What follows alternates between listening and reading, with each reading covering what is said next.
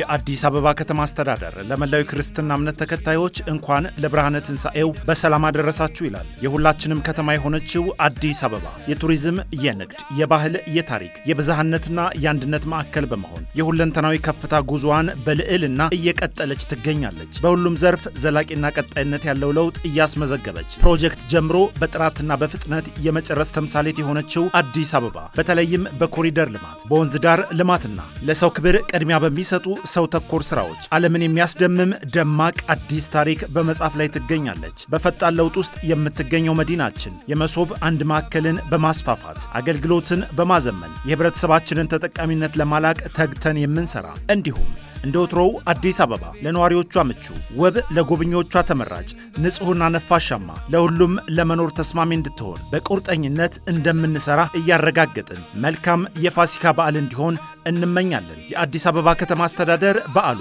የሰላም የፍቅርና የአንድነት እንዲሆን እየተመኘ አቅም ለሌላቸው ወገኖች ኢትዮጵያዊ የመረዳዳትና የመተሳሰብ እሴቶቻችን ተጠናክረው እንዲቀጥሉ ጥሪውን ያቀርባል። የአዲስ አበባ ከተማ አስተዳደር መልካም በዓል።